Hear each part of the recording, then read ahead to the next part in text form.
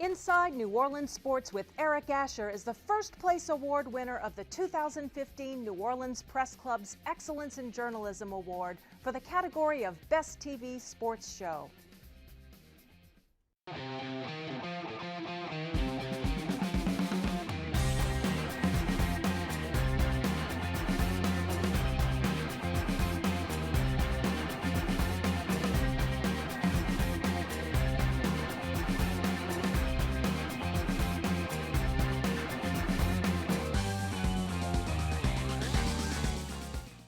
Good evening, New Orleans, and welcome to Inside New Orleans Sports. I'm your host, Eric Asher. Over the next hour, I'm going to cover a lot of topics, including the New Orleans Saints, the New Orleans Pelicans. We hope to get to the LSU Tigers and the Tulane Green Wave.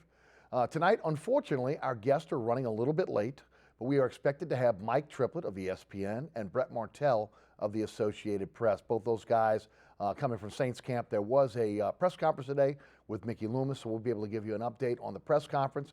Mickey Loomis talking about the Sean Payton situation, also getting into the future of Drew Brees and the extension of his contract, as well as the salary cap situation the Saints are in right now.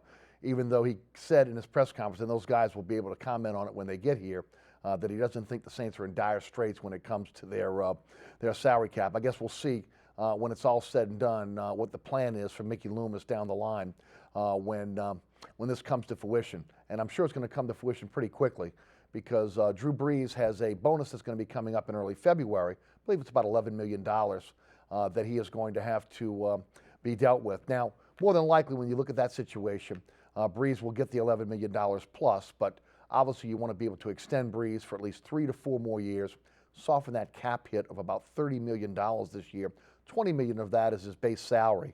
With that said, probably somewhere between $18 and $20 million a year for Drew Brees is probably palatable for the franchise. Hopefully it'll be palatable for Drew Brees going forward. But one thing I wanted to discuss before the guests get here, because we will go heavy Saints when they do come in today, is the plight of the New Orleans Pelicans. Pelicans now 12-26. Any hopes for the playoffs at this point has probably faded away, especially when you look at the situation they're in right now. They are in the cellar of the Southwest Division.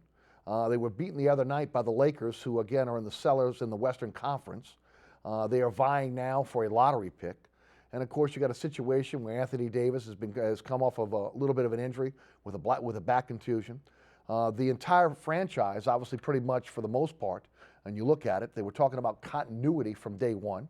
More than likely, we're going to see going forward a team that probably, in my opinion, is going to have to be blown up. I mean, I've talked about it over and over again, and I'm not sure what the franchise is waiting on right now.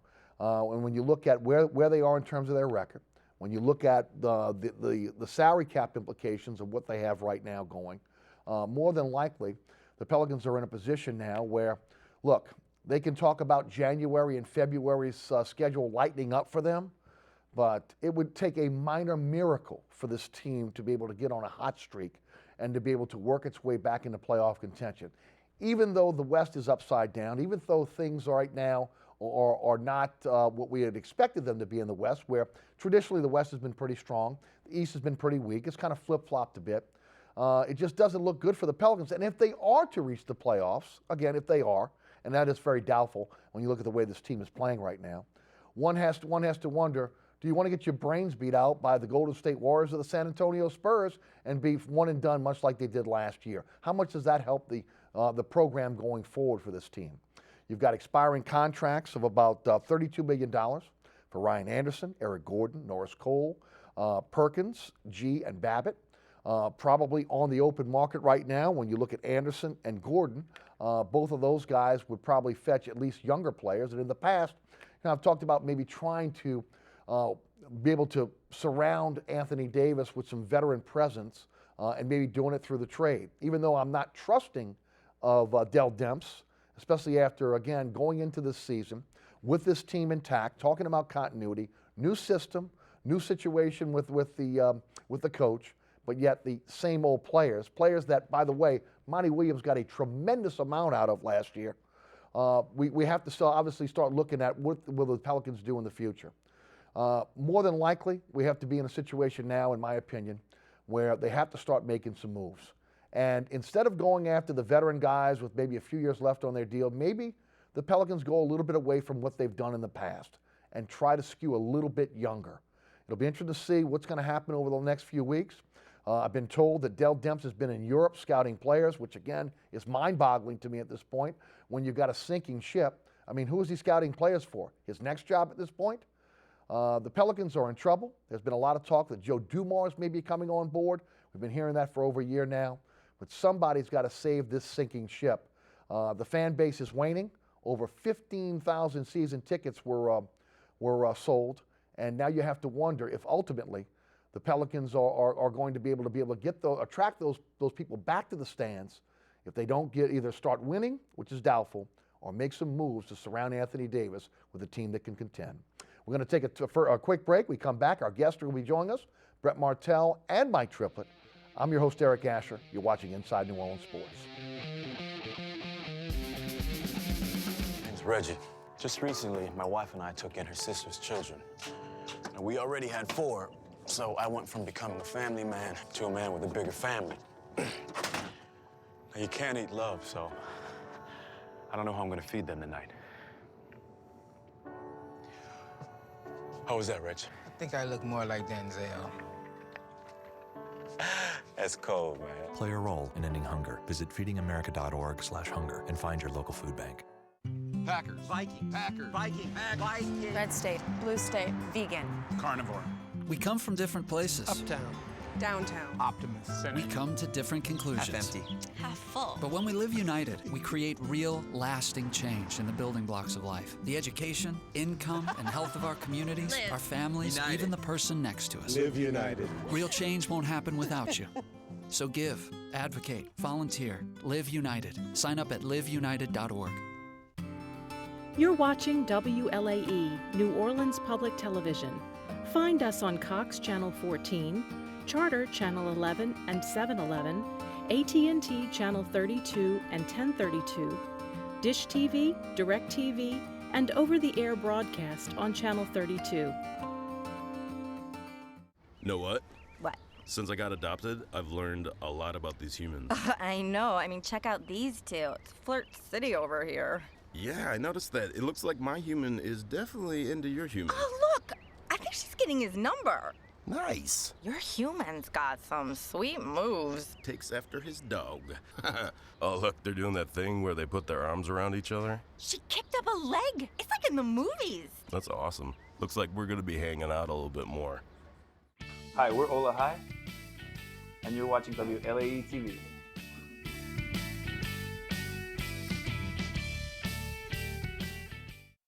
In the search for beautiful people, music that moves, and real culture, America, there's only one LA Coast.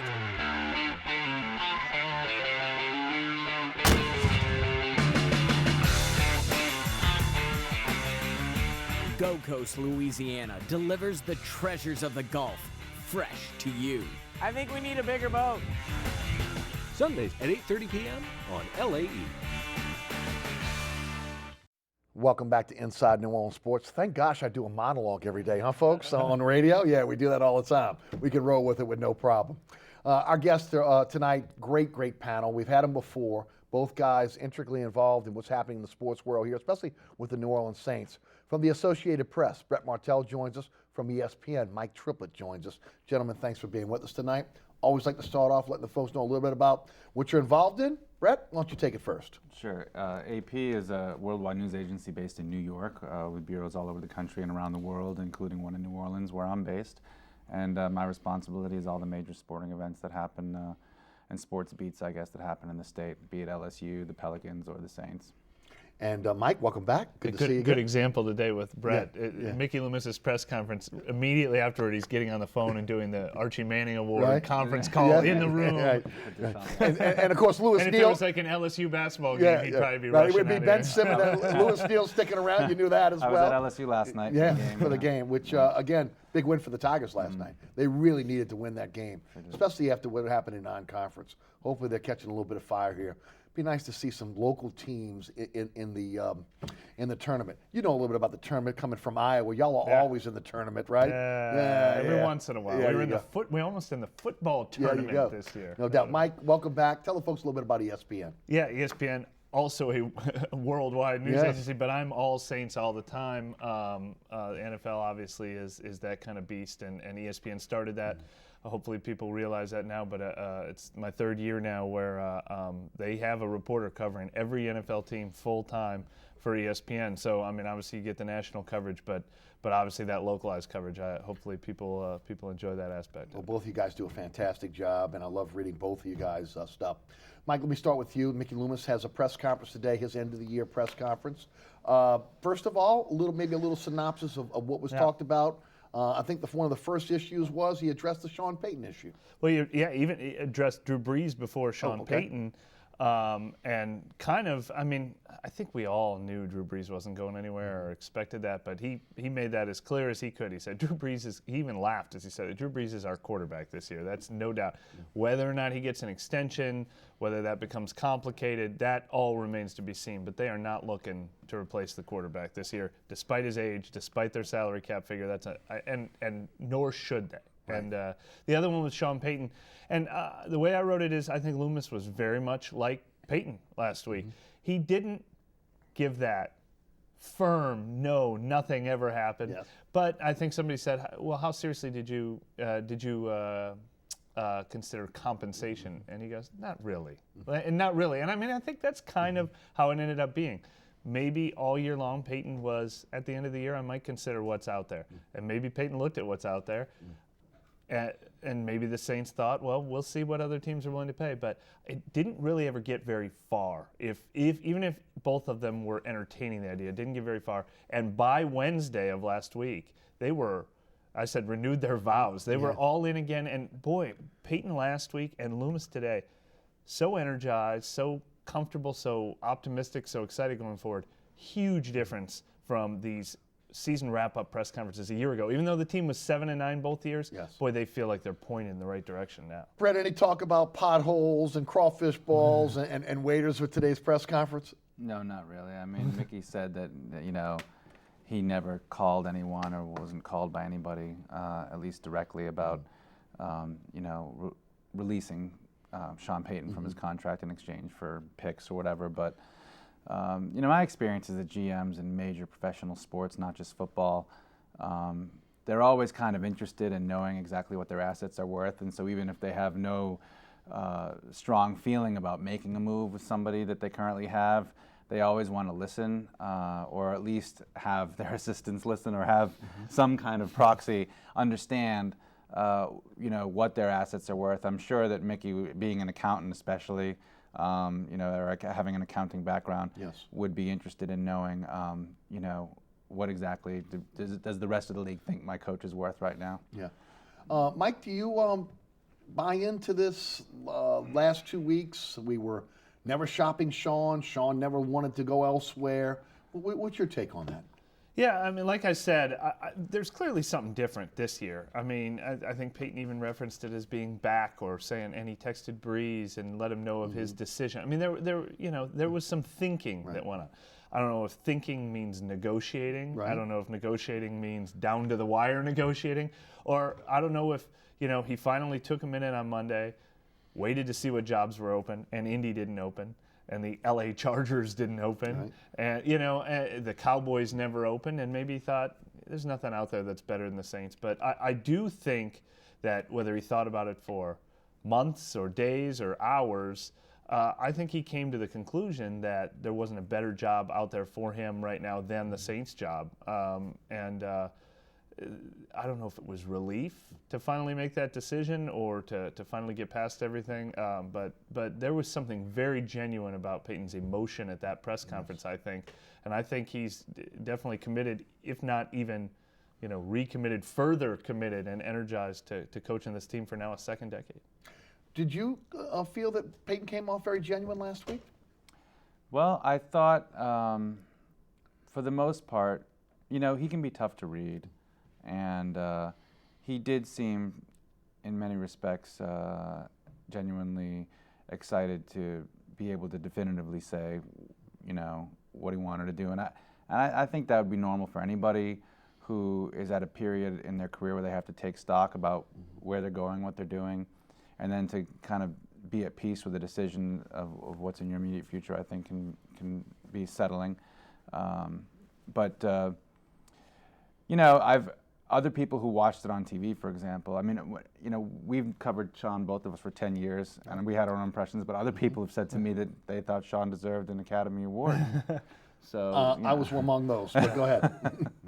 So, and I can understand that too, you know, I mean, the thing is there's skepticism, and a lot of it's healthy skepticism, but I think that when people have preconceived skeptical notions about something, that is the lens through which they see things, and that, you know, and that affects the way they do it. He did use those buzzwords in the first 15 minutes of his press conference. He used those buzzwords. This is where I see myself. Yes. And but I think as the press conference went on and people asked the follow-up questions, I think he gave more definitive answers about, like, no, this is where I am. And I loved his line, genuine Academy Award, whatever you want to say. But and he was referencing, he was really trying to endear himself, or genuinely endearing himself to the media, and he, like, pointing out things. And I loved when he pointed out to Fletcher Mackel. I think he's quoting Batman, where he said, you know, you can leave early and leave a hero, or stay too long and be the villain. And he had that line. He goes, well, you know what? If that's what I'm going to be. If they're chasing me out of town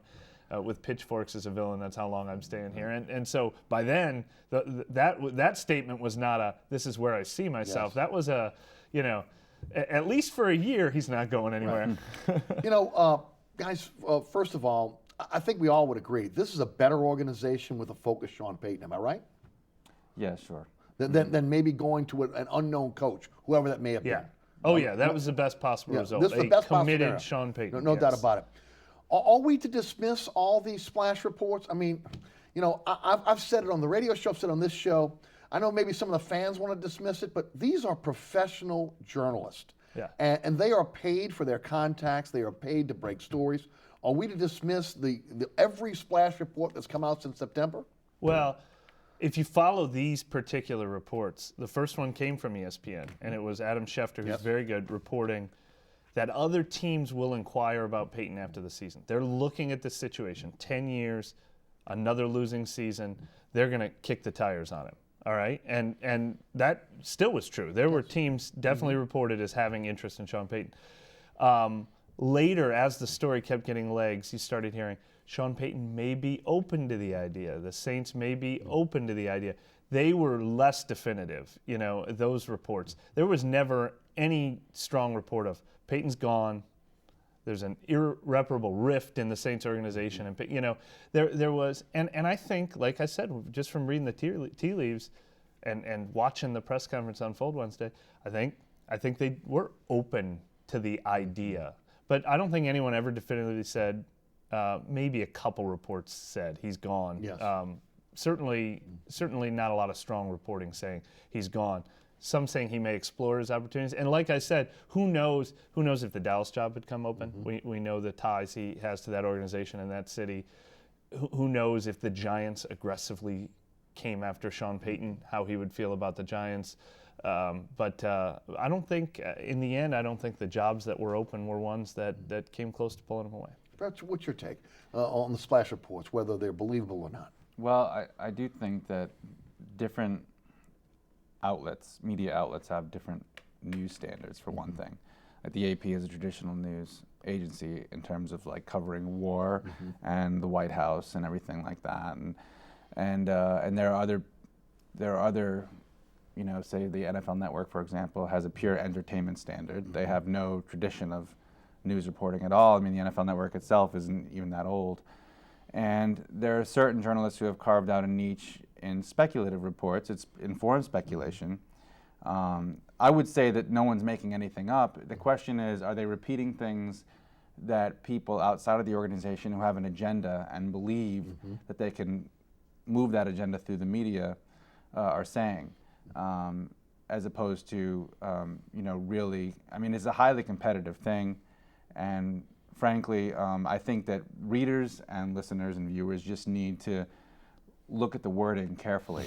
They need to look at the wording carefully and try to determine, first of all, does the source who's the source? If the source is unnamed, the source has no accountability. So the skepticism alert or whatever should immediately go off and say, what might be the reasons this person doesn't want their name attached to the information that's being attributed to them.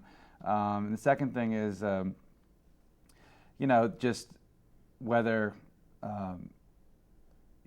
whether the wording is saying that it is multiple sources, or and where the sources are coming from. I mean, ideally in journalism they'll be specific and they'll say a source within the organization, yes, like within the team, within the conference, within the idea is to be as specific as you possibly can if you're agreeing to use an unnamed source without using the name. Using the name, right? Yeah.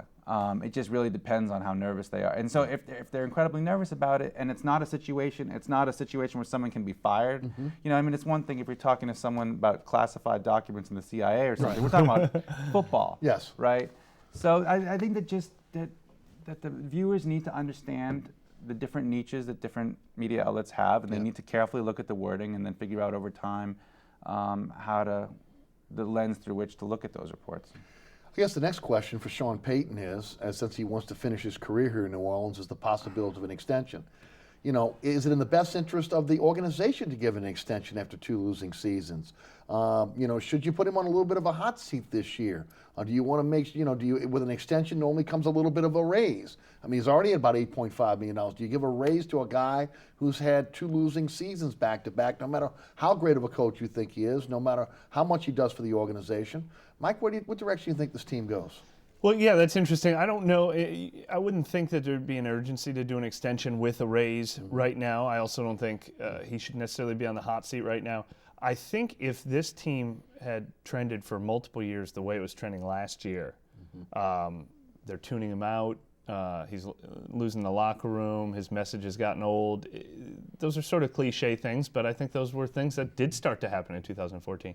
I don't think that was the case in 2015. I think they had a pretty committed, energized locker room that lacked talent and lacked defensive consistency.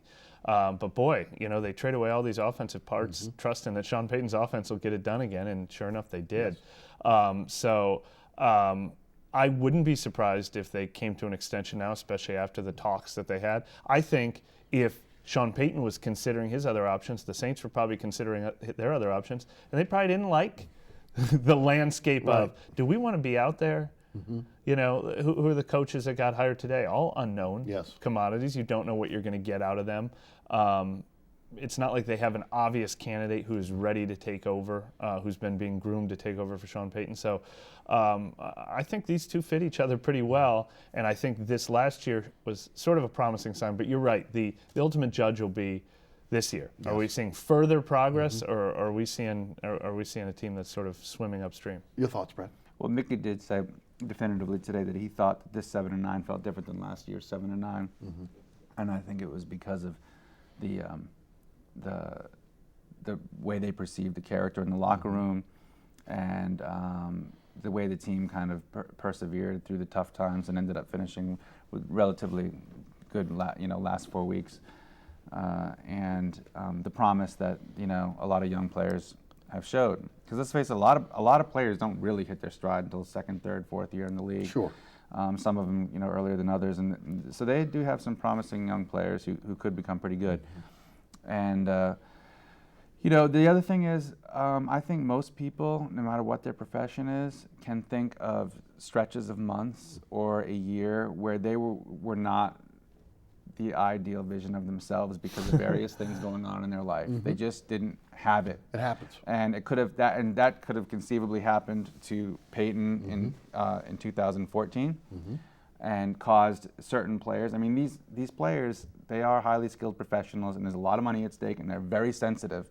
And if somebody is in a rut or acting unusual personally or distant or whatever, they're going to pick up on it right away and wonder what's going on. So, I have no idea if that happened, but when they talk about, we did hear from some players who wondered about how focused Sean was in 2014. That's their opinion, but we heard that, and so maybe he reevaluated too because of how that season went, and he feels like he's moving in the right direction too. All right.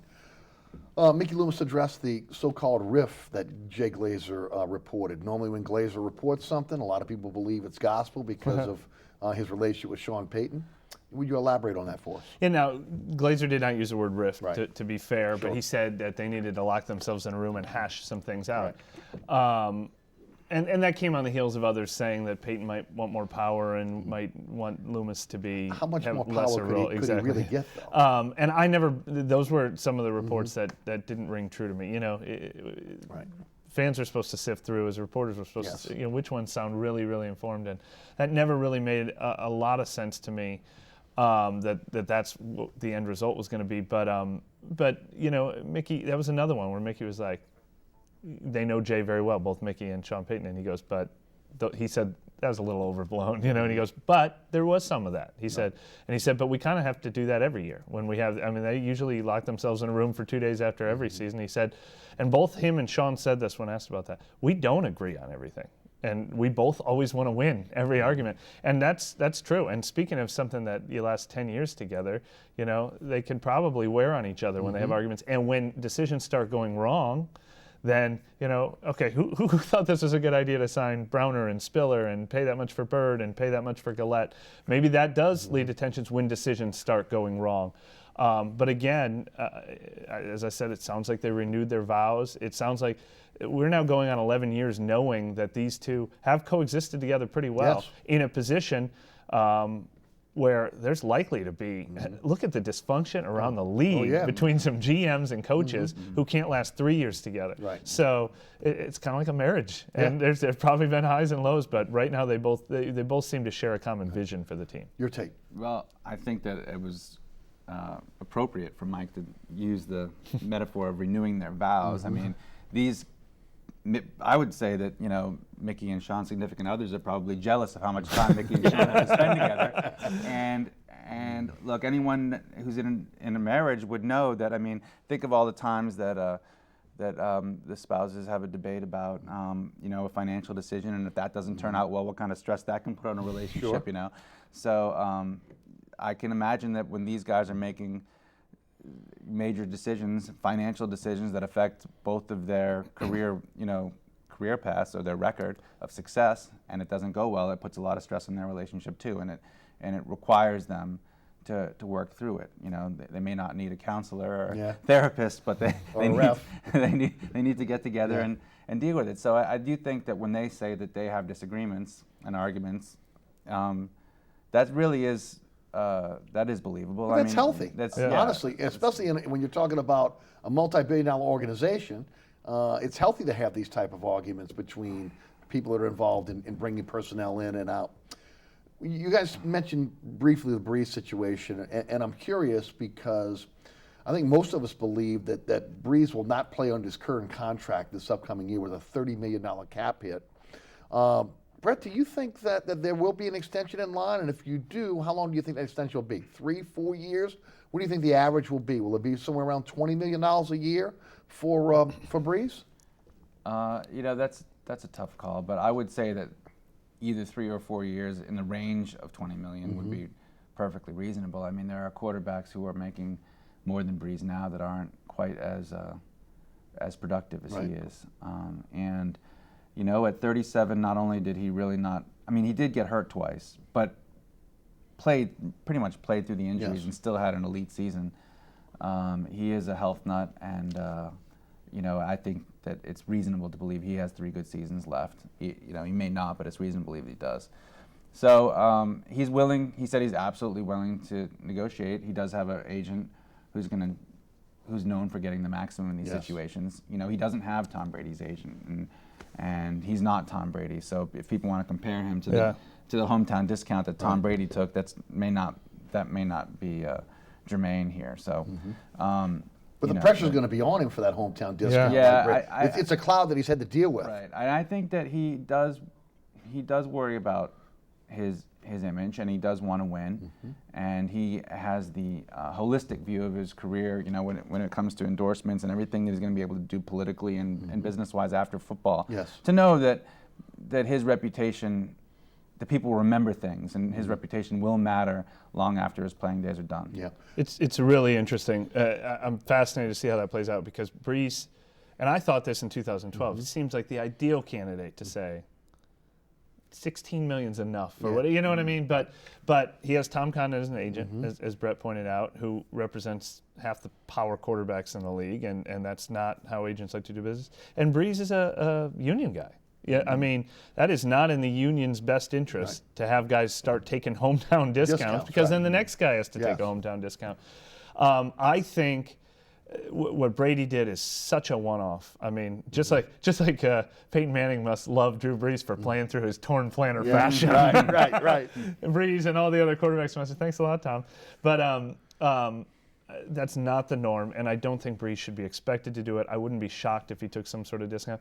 But I think I think the perfect scenario where everybody could save face is to stay at, he makes $20 million a year now, continue making $20 million a year. That would be a discount because people are going to be stunned by this fact. But how many times have I sat in this room, especially in 14, hearing people say, the team's terrible because Brees is making too much. He's the 9th highest paid quarterback in the league right now, 9th at $20 million a year.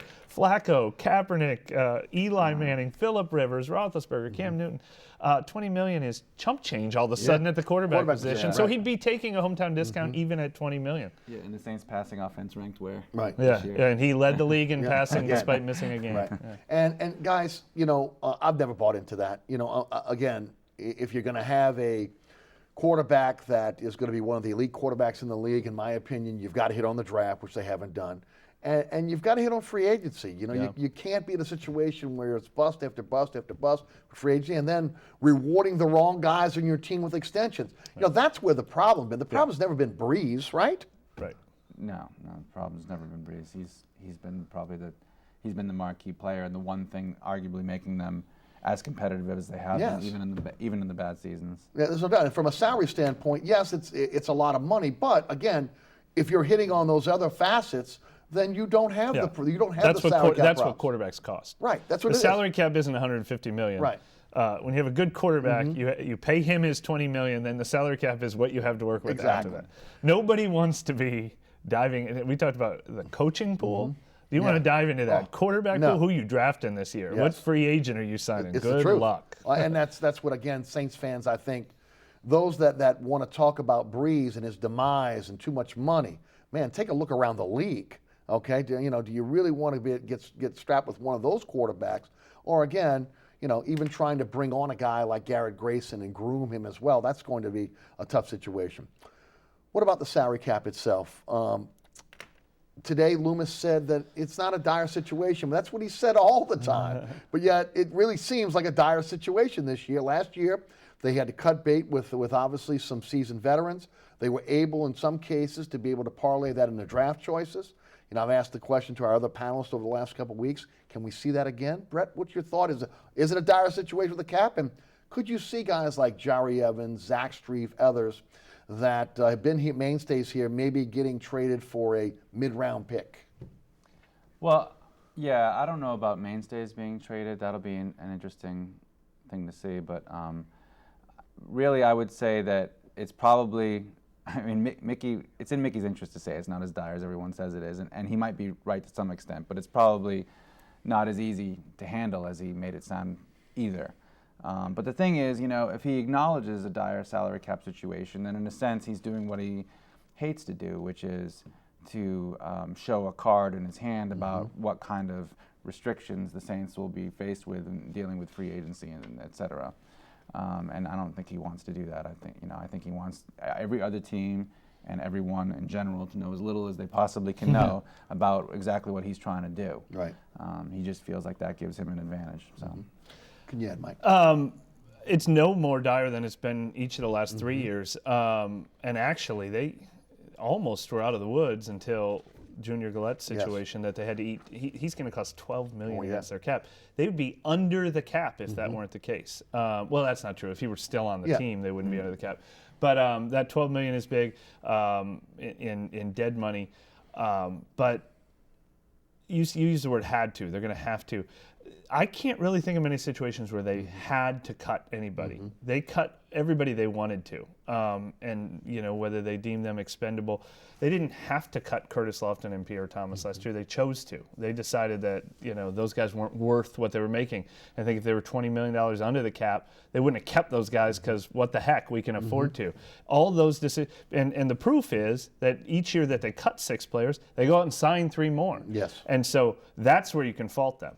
The year they cut everybody, Vilma, Will Smith, Roman Harper, Malcolm Jenkins, Lance Moore, and Jabari Greer, they paid $9 million a year to Jarris Bird. So they cut all those guys because they thought they could upgrade. And the same thing last year. They cut a bunch of guys who I just mentioned, but then they signed Brandon Browner and C.J. Spiller and considered them upgrades. So these aren't like, boy, we can't, what are we going to do? We have to cut players that we love. They cut players that they think they can upgrade. They've been making poor decisions, or the decisions have not turned out well in recent years. That's been the bigger problem. Going to the phone lines in a moment at 866-3200. You're watching Inside New Orleans Sports. Mike Triplett of ESPN, Brett Martel of the AP are my guests tonight.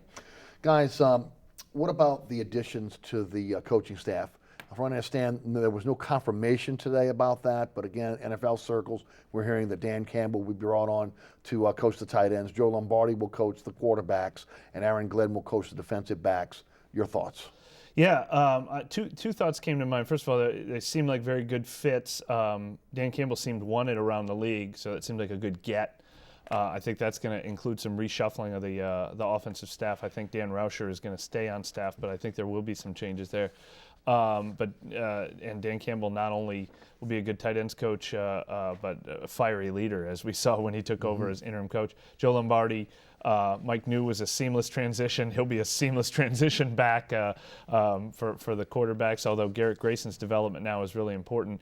It seemed like an unimportant position in past years when they got Drew Brees and Luke McCown. They can be coaches themselves. And then Aaron Glenn, seems like a nice addition to replace Wesley McGriff. But the other thing that struck me, similar to what I said earlier, is boy, does it feel like they're hitting the ground running this offseason. Like here we are 1 week into the offseason, and boom, boom, boom, they've made all their coaching staff hires and gotten who they want. I mean, they're pointed in a direction. Whether that'll get them past 7-9 or not. Last year it was, we got to spend months looking at everything and making tons of changes to the roster, to the scouting department, to the coaching staff. This year they're like, all right, we like where we're headed. We're doing this, let's go. But they said they had a plan last year, and they were going to follow that plan going forward, so maybe that plan was in place all along. Brett, your thoughts on the unofficial additions to the coaching staff? Well, it just kind of makes me feel like they're getting the band back together from 2009. I mean, because they got Dennis Allen back from 2009. The 9 staff last year. I'm waiting for Curtis Johnson to get rehired. Some a lot of people would like to see that, honestly. So, but yeah, Lombardi was part of the 2009 staff. So, I mean, it's good to see any team, being proactive like this, and they have guys who have had a record of success here. I mean, people don't always have the same amount of success in different environments, and it looks like in some circumstances, Sean is bringing people here who have worked well here in the past and could be ready to work well in greater roles in the future. What about Joe Vitt? It's been rumored that he may go to Miami with his son-in-law. From what we understand, at least, it's been rumored that Dan Campbell's going to get the assistant head coaching job. You see any changes there? No, and I don't think there's an assistant head coach. I think they'll both be called assistant head coaches. From everything I've been able to gather, Joe Vitt is staying, and even if he had that opportunity to go to Miami, he preferred staying in New Orleans. I don't think there's any change being made. Even though he's got to run after guys who are trying to rip off his neighbor's car, he's still loving New Orleans. Got to love that. That was a Joe Vitt story. That was a Joe Vitt story. Let's head to the phone lines, 866-3200. Thanks so much for your patience tonight. Greg is in Houma. Greg, welcome to Inside New Orleans Sports. Hey, Greg. Hey, guys. I just want to say that I do like your panel tonight. They seem to have great insight. My question is this: now that everything is kind of stable with Sean Payton, Drew Brees, all the coaches, is your panel comfortable with the team going into 2016 with the players that we have now? And if not, is there a wish list that you guys can put together? And I'll hang up and listen. Thanks. Brett, you want to take it first? Well, I would say that although they've showed some potential, if the roster was relatively static, there would be no guarantees they'd be any better than a 500 or so team. I mean, they lack depth at certain areas. So as far as wish list, I mean, I think they could use more at cornerback, maybe more at interior offensive line. Linebacker? Yeah. Defensive line? You know, every defensive position. Wide receiver? Right. I mean, wide receiver, you know, I think that, I mean, when you look at a #1 passing offense, it's like, you know, maybe Brandon Cooks and Willie Snead aren't as high profile as some of the other star receivers around the league, but it wouldn't be the chemistry that they're developing with Drew Brees and Ben Watson, you know, I mean, obviously he's a free agent, so they're going to have to, they are going to have to work on getting, I mean, all three of their tight ends, I think. Yeah, all three. So, you know, I wouldn't say the passing offense needs as much help as anything else, and actually I think they're okay at running back too, especially with Kyrie Robinson if he's able to come back healthy. So, but you know, the teams that really did well, it was when Jari Evans and Carl Nix were both here in their prime. Yes, and that's those a really are good two big-time guards in an offensive system that relies on holding the front of the pocket.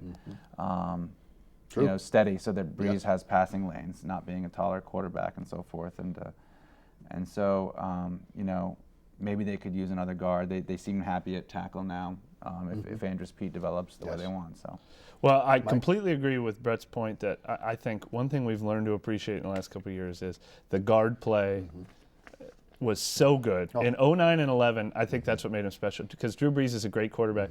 Drew Brees got to play like he's wearing a red jersey for those years. He wasn't touched. Agreed. Not only that, he could step up in the pocket and just pick defenses apart. But my ranking of their needs, if I'm ranking the positions 1 through 22, my top 11 are defensive positions. I mean, I would agree. Because they proved yet again this year that you can give them anyone not anyone. Teron Armstead is special, Brandon Cooks is special, Max Unger is special, but their offense is going to compete.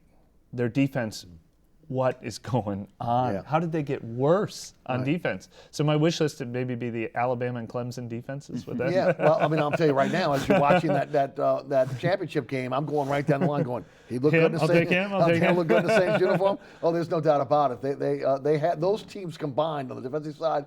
They could definitely help the New Orleans Saints. Sean Robinson. Oh, come on, we go right down the line on those guys. What about Dennis Allen? It looked, unless it was fool's gold, it looked like the defense got a little bit better down the stretch. Brett? Yeah, it did look like they got better, and one of the best examples I can come up with was the interception late in the final game, where, and I'm having a mental block. Jamarcus Sanford, yes. Which said that's why it's a special moment. Yeah, because it's not a household name. Yeah, he one of the first things he said about it was recognizing from their, you know, advanced study of the Falcons, a formation and a tendency in jumping a route. And I just remember Tracy Porter saying very similar things after the Super Bowl when Dennis Allen was the secondary coach. Yes.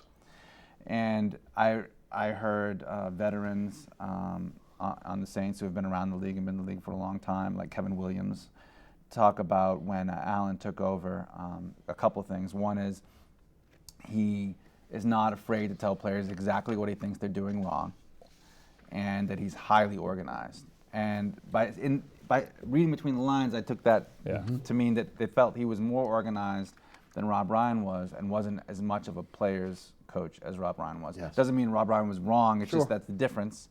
And maybe that was a difference that was needed for this particular defense. And next year he'll have the chance to really be calling all of the shots from the beginning of the offseason, starting now, in terms of how he wants to deploy whatever talent they have. And then you look at some young players that were hurt this year, like Davis Toe and P.J. Williams, and we'll see what happens with them. See what happens with them.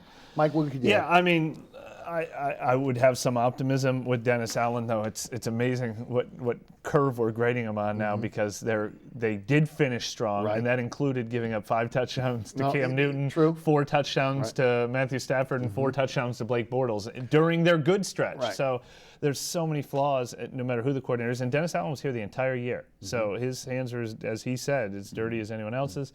They liked playing for Rob Ryan. We saw him have success. So no one coordinator deserves all the blame, and no one coordinator is going to see them out of this. They've got to figure out systematically what's going wrong. The weird thing about this is their defense was so bad this year, results-wise. But individually, last year when they stunk, I thought Cam Jordan had a down year. I thought Kenny Vaccaro had a down year. I thought, and go across the board. This year, I thought Cam Jordan had a really good year, maybe Pro Bowl level. I thought Kenny Vaccaro had a great year. Delvin Breaux had a great year. The young linebackers, okay, not great in pass coverage, but there were promising individual players. I'm surprised they were the worst defense in NFL history in some categories. Well, they lack so much depth too, and when injuries hit the linebacker position, they were decimated. And then it hit the defensive backfield. And when you're bringing guys off the street to play at mid-season, that just tells you all you need to know about where this team is. We got callers on the line, guys. I'm gonna try to get to every single one of you before the show's over. Let's go to DJ in New Orleans East. DJ, welcome to Inside New Orleans Sports. Hey, Eric and you guys. Look, talking about the hierarchy of the Saints, do you think that this year Jeff Ireland's going to be more, hands-on as far as a GM is concerned instead of Mickey Loomis? And the second question is, what is your thinking on Miles Jack? I was told early in the year that, as a linebacker for UCLA, that he was the best linebacker in the country. And I was wondering if you think he would fit the Saints system. And I'll hang up and listen. Thanks. DJ taking something right off my show sheet with Jeff Ireland. There was some talk that maybe Ireland would maybe have a little bit more power. We know that there's a respect factor between Ireland and Peyton. We look at that draft last year. When you look at the previous drafts, with the exception of 06, you can say at least on paper right now after 1 year that it looks like they've gotten better players. Your thoughts on Ireland? Yeah, like I said, I think that was a report that was either misguided or ended up not being true, and that ties in that Mickey Loomis would do more with the Pelicans. I don't see that at all, and Mickey cleared that up today, and it was exactly what I thought. If for some reason they determine that Mickey Loomis is spread too thin, then it's by Pelicans. It's not by Saints. Right. He's the football guy. They trust his judgment on the Pelicans, but he said that. It could be a Joe Dumars coming in. He dabbles in the Pelicans. Right. He's entrenched in the Saints, and I don't think that's going to change. However, Jeff Ireland has a very specific role, and that's the college scouting department. And they've got some real talent on that staff, or some real experience, I should say, at the very least. We'll find out about talent. But Brendan Profit spent a long time as a top executive with the Jets in their college scouting department, and John Sandusky with the Browns and other teams. And they're really excited about new voices in that building. Loading up on draft picks. There's a definite recommitment that they've made to building through the draft, and they entrust Jeff Ireland to handle that part, and I think he'll continue in that role. He's a guy who's out at every college game. He's going to be out at every pro day. I don't think he's going to take over most of Mickey Loomis's other duties, though. What can you add? And honestly, there's a trust factor there, it seems, between him and Peyton, but also when they get into that draft room, obviously somebody that they can bounce things off of as well. Well, I think as Ireland gets more comfortable and established within the organization. He was so new last year at this time. I mean, he'll probably rise in prominence in terms of the draft, and especially because he probably has more credibility in the building just because of how last year's draft looks so far. I mean, Stephen Anthony was a first-round pick and comes right in and starts.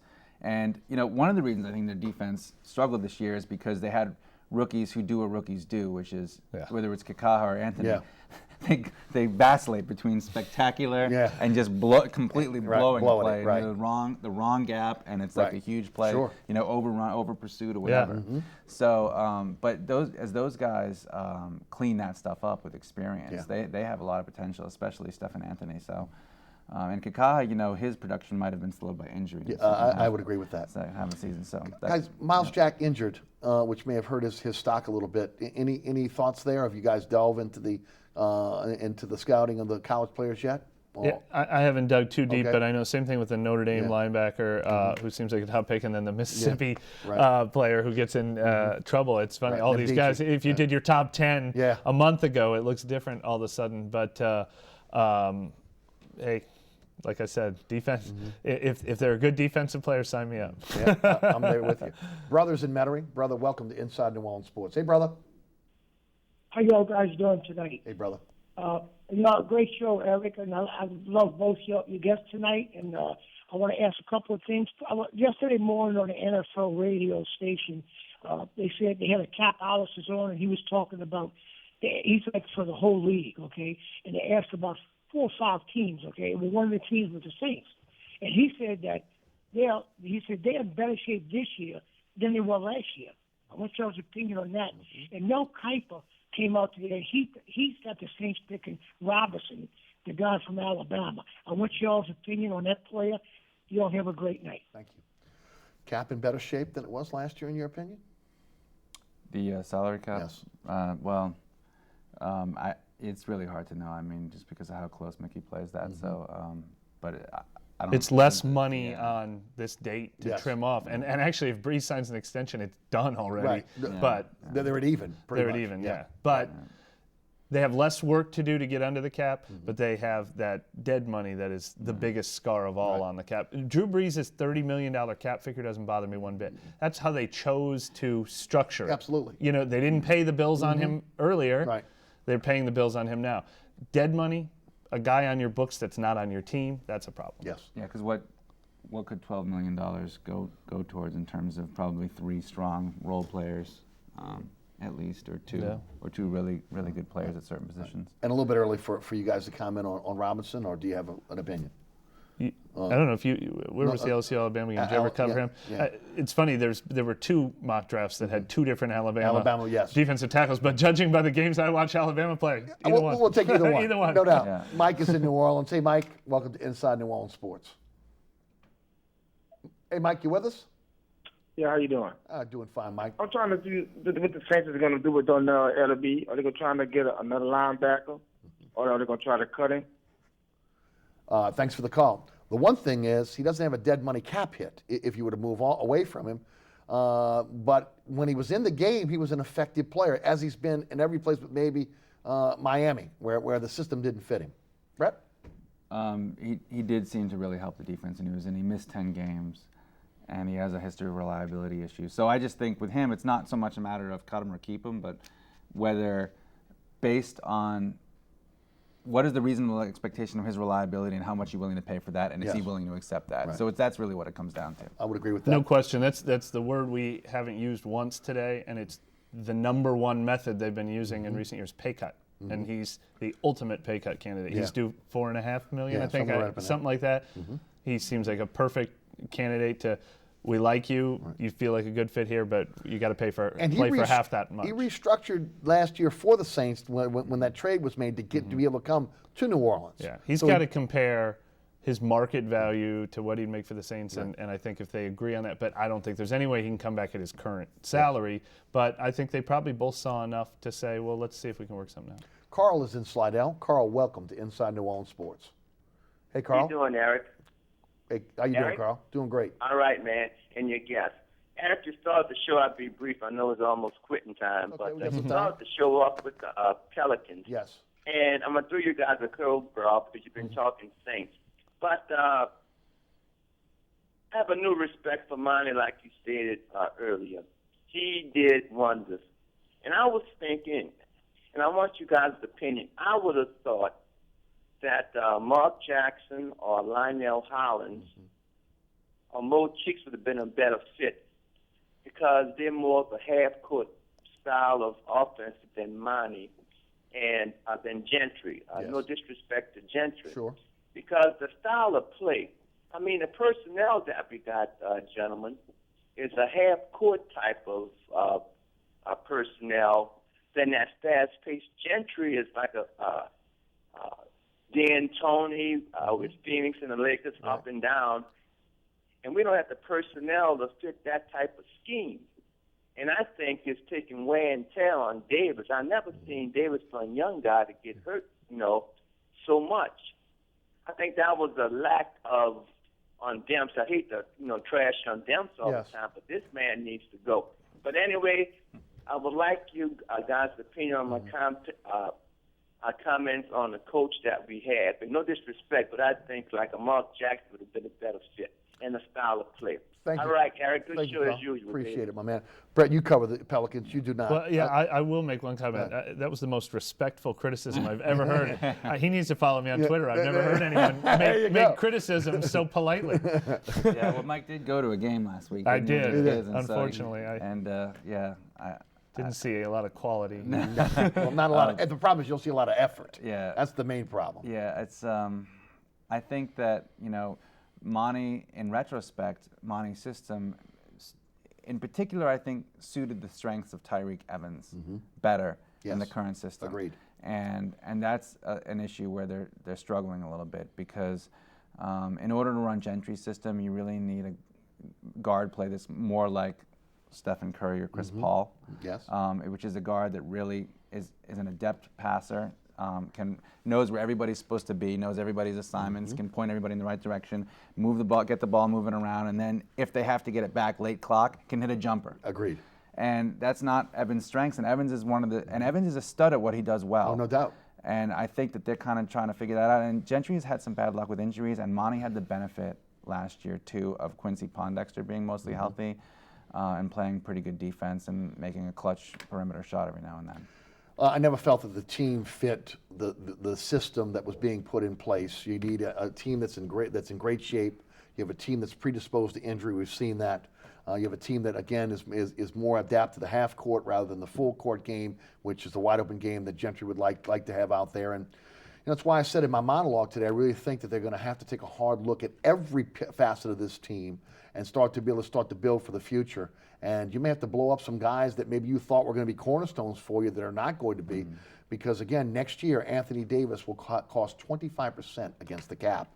And you can have to make, much like you had to do with the Saints with making shrewd moves with Drew Brees, you'll have to do the same with the Pelicans as well going forward.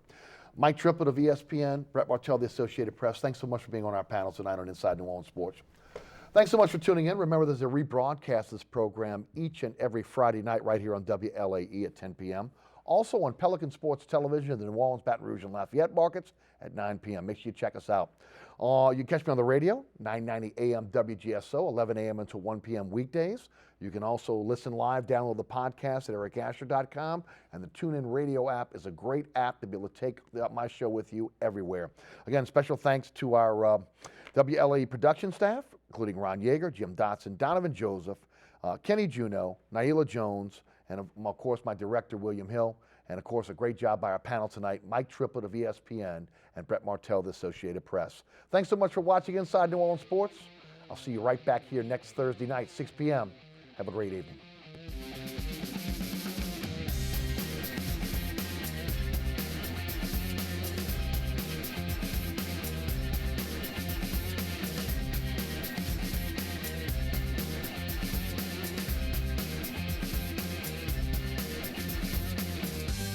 Inside New Orleans Sports with Eric Asher is the first place award winner of the 2015 New Orleans Press Club's Excellence in Journalism Award for the category of Best TV Sports Show.